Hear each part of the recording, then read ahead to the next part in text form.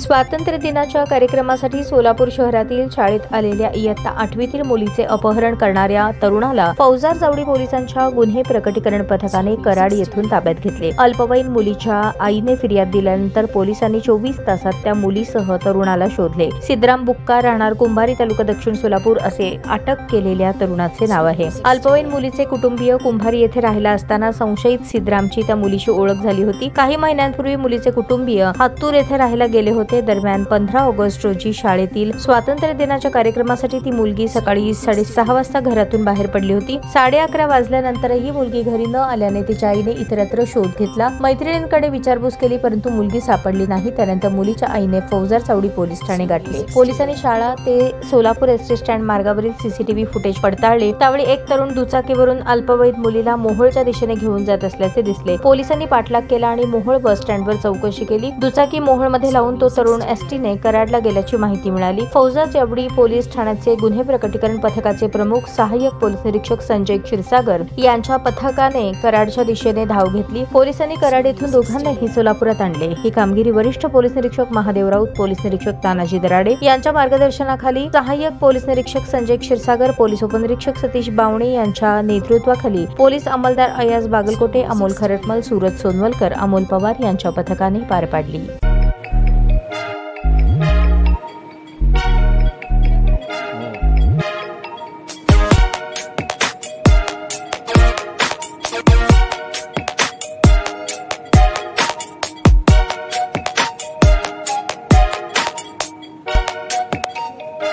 सोलापूर शहरातील सुप्रसिद्ध हॉस्पिटल म्हणजे सेंट्रल मल्टी स्पेशालिटी हॉस्पिटल मागील अनेक वर्षापासून सेवा बजावत आहे। 24 तास इमर्जन्सी सर्व्हिस, मॉडर्न टेक्नॉलॉजी, अनुभवी डॉक्टर्स तसेच अत्याधुनिक तंत्रज्ञान सुविधांनी सुसज्ज स्त्रीरोग प्रसूती विभाग, ऑर्थोपेडिक विभाग, मेडिकल विभाग आणि इतर एकमेव नाव म्हणजे सेंट्रल मल्टी स्पेशालिटी हॉस्पिटल।